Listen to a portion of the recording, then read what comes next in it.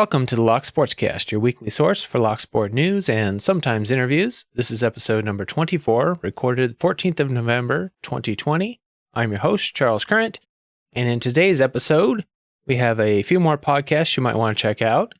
Kwikset's new SC1 Keyway Smartkey, more on Ballot box security, Bosnian Bill gives safe buying advice, LockPickingLawyer is now selling lockpicking tools and training, community members are raising money for breast cancer charity, lockpicking criminals, sales, new giveaways, and more.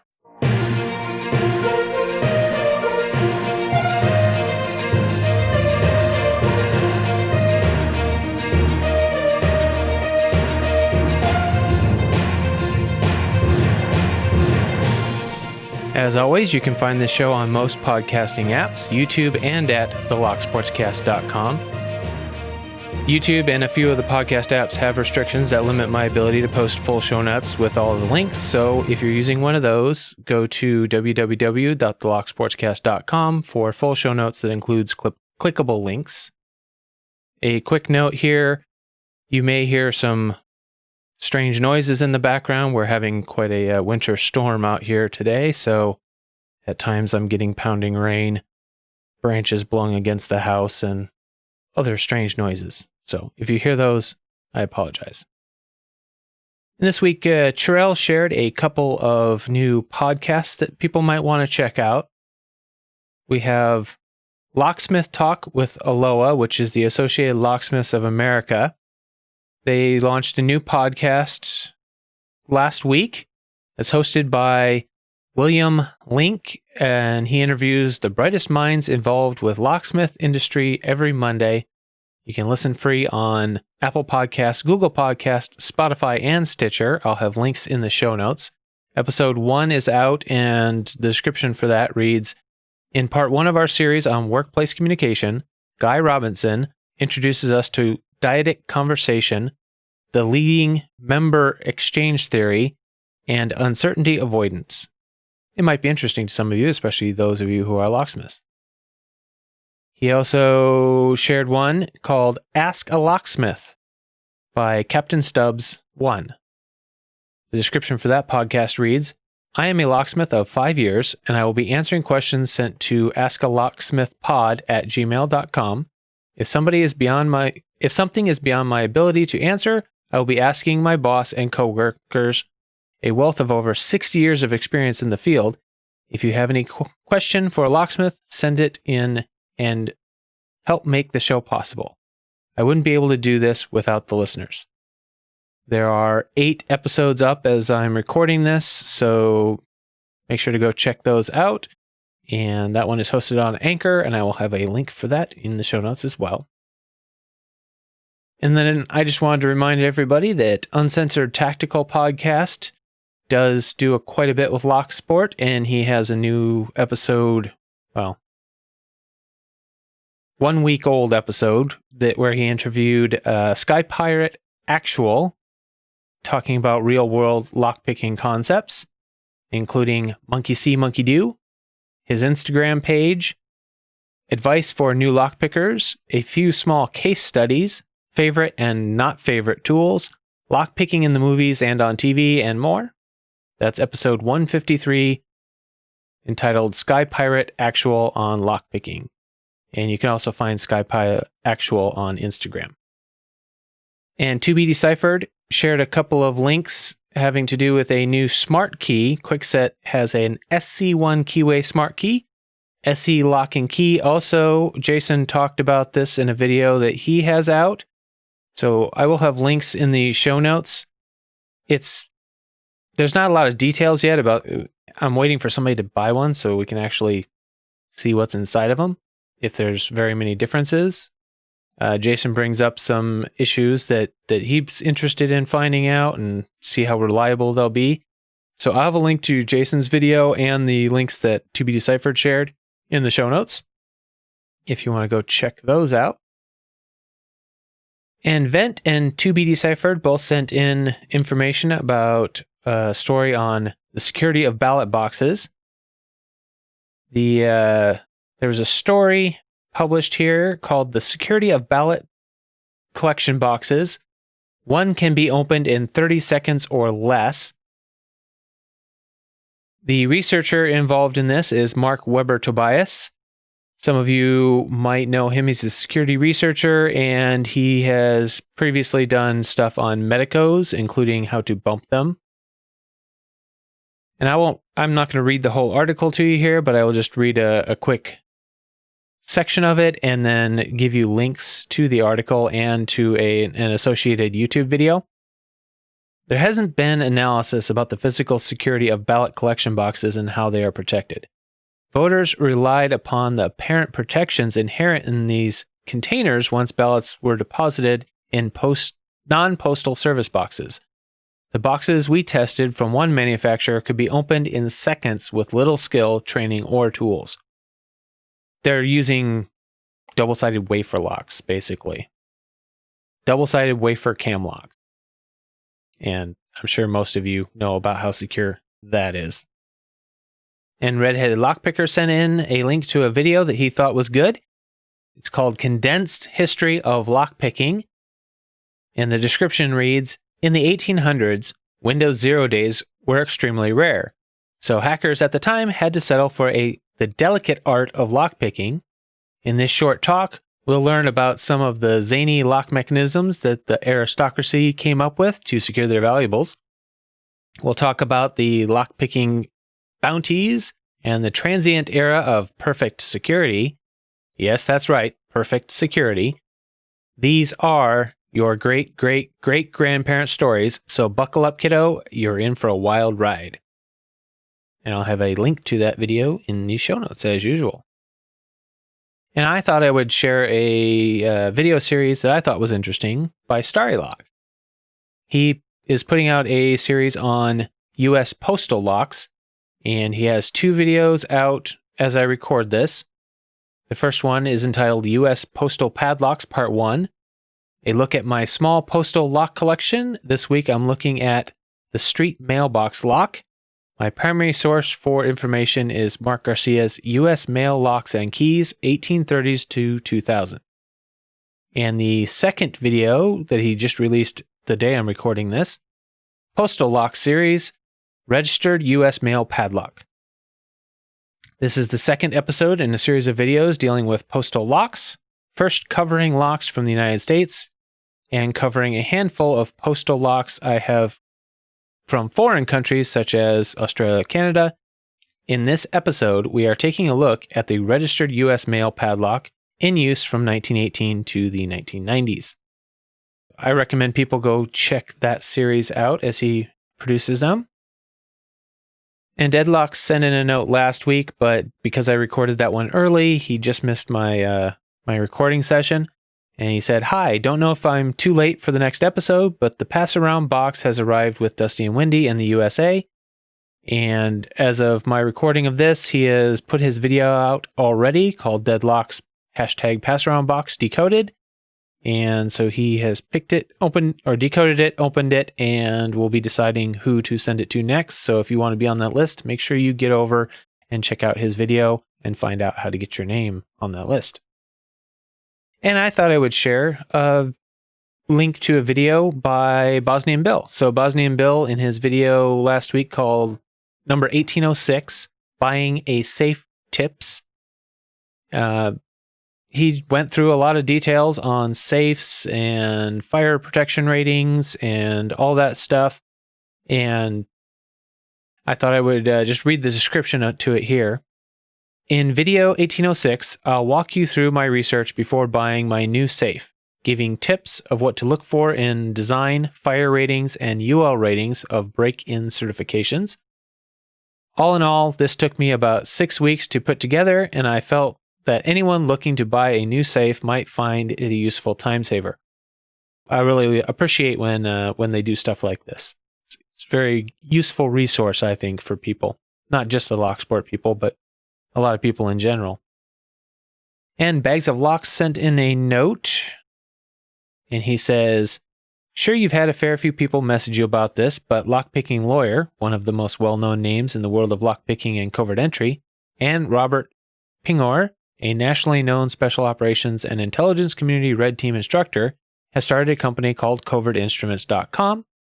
LockPickingLawyer's blurb on the site says, as his name suggests, the lockpicking lawyer was a business litigator for nearly 15 years, but recently retired from practicing law to devote all of his time to security work. I didn't know he had retired from law, so I thought that was interesting. And he provided a link to the video by Lockpicking Lawyer in case you haven't already seen it. I'm sure most people have.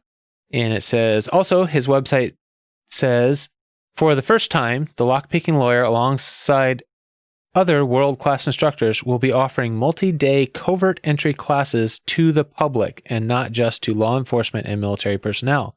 We will confirm class schedules and pricing once the COVID-19 situation permits us to conduct in-person classes safely. Watch this page for class postings. Thank you for sending that in, Bags of Locks. You'd be surprised, you were the only one who sent that in to me. And Panda Frog started a new giveaway, which we'll have more details on later, but it was in conjunction with Matt's Lockpicks latest video called Lockpicking for Breast Cancer. And it says Lockpicking for Breast Cancer Awareness, plus a custom Lockpicks sale to try and raise funds for the charity Breast Cancer Now. Link to the fundraiser is in the description of his video. I will probably put it in the show notes here as well. But I recommend you go check out his video because he's also selling some beautiful custom-made picks with gorgeous pink handles. He's donating part of the proceeds to the charity, so I recommend you go check out his video. And I'll have more on the Panda Frog giveaway in the giveaway section. And it looks like Alex Hu's Mad Aussie Challenge has wrapped up, so if you haven't already, be sure to go check out all those videos. There are lots of great videos with a lot of great content. Some of the subjects that were done as part of the challenge were making a DIY plug spinner, picking with paper clips, homemade snap guns, picking with bobby pins, key impressioning, making cutaways, making bump keys, making covert lock picks. It's just a wealth of information, and you can see what other people did and how they did it, and maybe the troubles they had, the mistakes they made. It's an amazing source of information. So thank you, Alex, for putting that on. And a follow-up from last week. Last week, HV Logic sent in information about a post that was on the Lockpickers United announcements tab, saying that the classification team needed pin counts on some of the difficult locks. If you're interested in that, check out last week's show notes, or just go to the announcement section on the Lockpickers United Discord. But I did have questions about where this information is supposed to go. They have updated the announcement, so it says now to send your PMs to Correct Genes, and you can find him on the Lockpickers United Discord if you don't already have him in your contacts. But he is the one who does all the major lock classification over there, so he's the one who needs all the pin counts that you would send him. And I stumbled across a bit of information that I thought some of you might be interested in. I know some of the people around here are interested in InfoSec as well as LockSport. And DEF CON is having a New Year's Eve party. So they have a video out, which will be linked in the show notes, called Save the Date, DEF CON's first New Year's Eve party. And says, let's ring in the new year together. We're putting together a free online party for the global DEF CON community. Join us on our Discord server for some low-key DC-style amusements like Hacker Jeopardy, Drunk Hacker History, live music, movies. You know how we do. No talks, no lines, plenty of hacker fellowship and shenanigans. We'll provide the tunes, the games, and contests, and even some celebrity bartenders. You just bring your dancing shoes and the refreshments of your choice. So, if you're interested, go check out their YouTube channel, or the link will be in the show notes, but they also have an invite to their Discord server in the description. And in karate belts this week, we had 3 new purple belts. We had Samet the Turk on the 11th, open soon on the 12th, and reindeer on the 12th as well. So congratulations, gentlemen. Now I'd like to take a quick break and say thank you to all the people that made this episode possible. As I stated last week, due to my heavy work schedule this week, I wasn't going to be able to do an episode this week without some story submissions. So these people really did make this show possible. I just wouldn't have made it. I wouldn't have had time. But they really stepped up, and we got a wealth of information for this week. As I've said many times, this show is only possible because of the support of all of you in this community. So if you're getting value out of this podcast, please help me keep it going. Send in your news, links, events, giveaway information, anything you have that's Locksport related. Nothing's too big, nothing's too small. If it's popular, if you think everybody sent it to me, as Bags of Locks saw, he was the only one who sent this big news into me. So, even if you think everybody will have sent it to me, send it anyway, because there's a good chance I won't see it if I'm working a lot and somebody like Bags of Locks doesn't think to send it in. I just won't see it. You can send all that information to podcast@thelocksportscast.com, or you can go to www.thelocksportscast.com, click on the tab or on the menu where it says support, and there's lots of information there about how to contact me. Don't forget to share the podcast with anybody you think might be interested, anybody you think is getting into Locksport or has been in Locksport for a while. Share the podcast with them. You can leave a comment, thumbs up on YouTube. You can leave a review on your favorite podcasting platform if they allow reviews. There's also Patreon and PayPal. A quick note about that. The Patreon only has one tier. It's $5 a month. In my personal opinion, they take such a large percentage of smaller donations that I feel it'd just be a waste of your money. If you want to give me a smaller amount on Patreon, they just eat so much of it. I'd be wasting your money trying to take it. So I just don't do that. Also, I don't want to manage all their weird tier stuff. I don't want to hide stuff behind a paywall, so I'm really not taking advantage of that tier system anyway. That's not why I created this channel. I created it to be a resource for the community. A free resource for anybody who wants it. If you want to donate, that's great. Please do. But I don't expect it from anybody. So I set up, in case somebody does want to donate a lower amount, I set up a proper PayPal donation page that will allow you to donate any amount you want. It can either be a one-time donation or a monthly reoccurring. All you have to do is check a checkbox that said, make this a monthly reoccurring donation. If you make a monthly reoccurring donation, you'll be credited on all the episodes for the months that you are actively doing the recurring donation. You can leave a note with your donation that I will read on the podcast, unless you ask me not to, and no politics, no religion, no drama. If you have a YouTube channel, blog, podcast, or anything else, make sure to mention it in the note so I can read that on the air, and also put a link in there so I can share it in the show notes. But again, no obligation. That's just if you want to. And in Lockpicking Criminals, Redhead Lockpicker and To Be Deciphered both sent me in different versions of the same story from October 15th in Midvale, Utah. It says, man uses face mask to pick the lock of his handcuffs and escape police custody. That's a little misleading. The title of the other article that was sent in was Utah Man Arrested for Threatening Oklahoma Police, Officers Say. So the full story goes something like this. Police arrested Joseph Dale McLeod after he allegedly called several police departments in Utah and Oklahoma claiming officers were injured or going to be injured. They allege he called police in Warren Acres, Oklahoma, told them one of your officers is going to die tonight before hanging up. Then they claim he called police in Edmondo, Oklahoma, and stated, your officer is dead, send backup, and hung up. After tracing the phone to McLeod's apartment, the police said they could hear someone inside, but no one answered the door. A SWAT team broached the door with explosives and found McLeod in his bed, which he refused to get out of. They also found 2 guns in the apartment. After being arrested and transported to the jail, he was given a face mask and handcuffed to the bench. The police affidavit states that Joseph removed the metal nose guard from his mask and created a device for picking the lock of his handcuffs. He removed himself from the bench and didn't actually escape custody.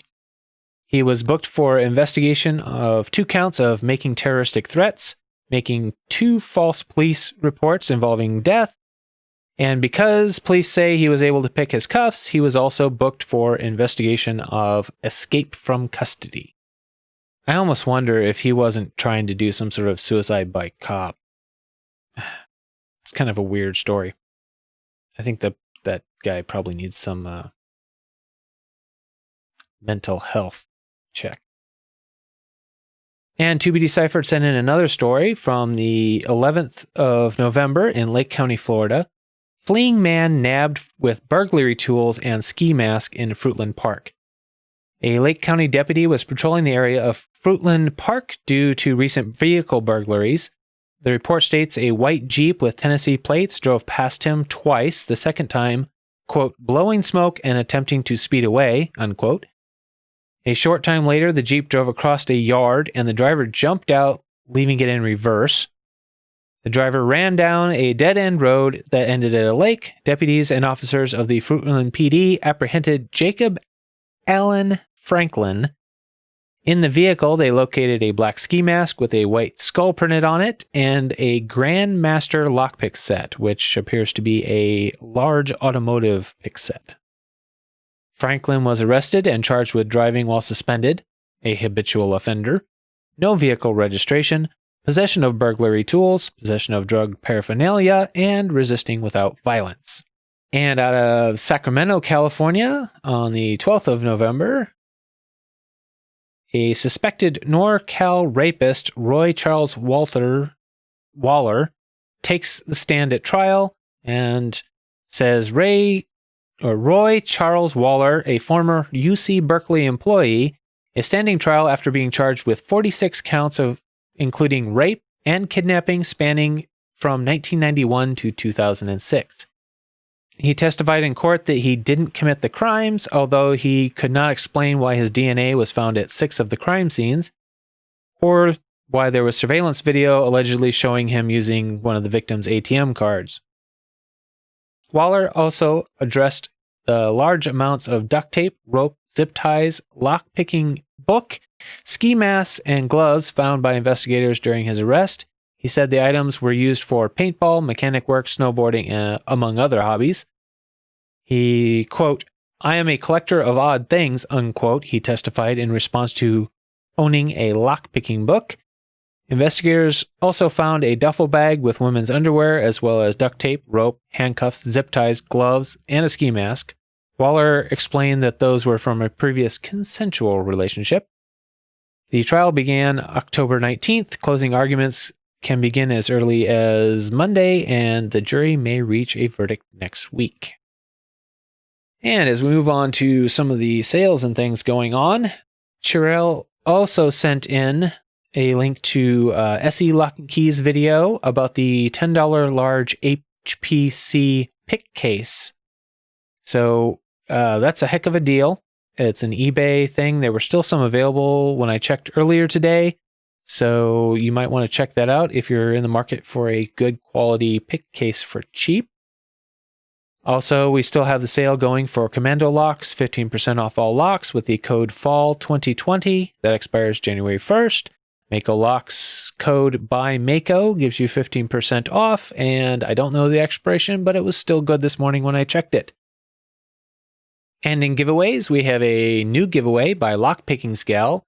It's entitled, the video that she announces it in is entitled Happy Kindness Day, #KindnessLock. And it says, the description says, please take a moment and enter my giveaway. I would love to hear an act of kindness that you received or did for someone else. I think we could all use some kind stories. This is open to anyone, anywhere. Happy Kindness Day, everyone. And she is giving away a Padlock BL17A-850 engraved with her logo. And of course, it's red. All you have to do is make a video explaining a random act of kindness that you have done or received. And as mentioned earlier, Panda Frog is having a new giveaway in relation to Matt's Lock Pit, his breast cancer charity drive here. The prize is 1 Sparrow's coin. The rules are for every £5 donated, that gives you 1 entry in the giveaway. Donate £10, that's 2 entries. Send me email with proof. You can redact the personal data, that's fine. The giveaway ends the 23rd of November, 2020 at 2000 hours GMT +1 time.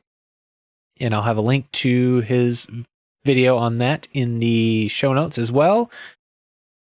Starrylock has his giveaway going for the 900 subscribers. The rules for that: you must be a subscriber, like the video, make an entry video where you highlight a channel that has been important in your journey.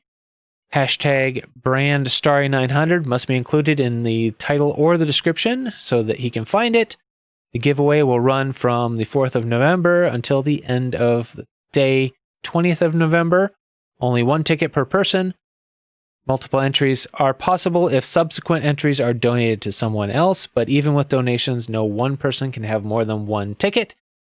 Prizes shown in the video. Additional prizes might be added later, so stay tuned for updates, and you can go over there and check that out. Dusty and Windy. I don't know if it's still running, but I didn't see any announcements that it was over. The Dusty and Windy hashtag DN100 giveaway, where you pick a lock, tell about your experience in the locksport community, and then comment on his video. Use the hashtag DNW100. Panda Frog is still running his hashtag bad100, it looks like. The rules: pick the worst lock in your collection on video. Giveaway ends when he posts his 100th English video. You must use the hashtag bad100 in the description or title. And he's adding a new lock to the giveaway for every 5 entries he gets. He's up to several locks already. Room Picker has his hashtag RP Spicy Challenge. You have to take a shot of hot sauce before you pick a challenge lock with at least 6 changes, or SPPA Naughty Bucket lock. You can have multiple entries as long as you use hot or hot sauce for each entry. And that one is estimated to end December 1st. But it's technically whenever his wife goes back from maternity leave. And Starrylock is still doing his hashtag Shoutout Monday series, where he and Pocket Women both do a shout out for a channel that has less than 100 subscribers. And Starrylock tries to incentivize you to watch those videos, comment, and subscribe to those channels by doing a monthly giveaway for a Law Lock Tools gift certificate. So make sure you get over and check those out and subscribe to both Starrylock and Pocket Woman so you don't miss any of them, because he does his drawing randomly off of one of the videos, and it could be either one of their videos. Charles Buildscrap and the Lock Sportscast here are doing our Pack Lock a Month giveaway still. Starrylock was last month's winner. Starry, I haven't got it mailed out yet, but I will once my work schedule allows it.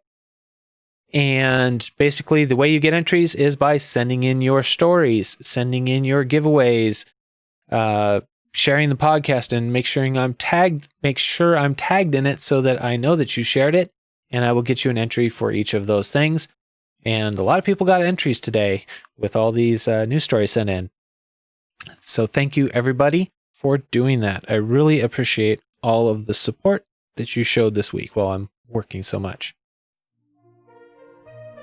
Remember, this podcast needs your support. It only exists because of your support.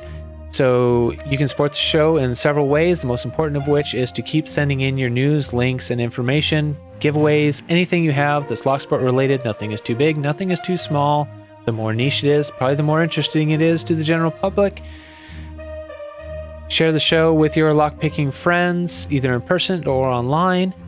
You can leave a review on your favorite podcasting platform, or leave a comment and a thumbs up on YouTube. That really helps the algorithm get it out there.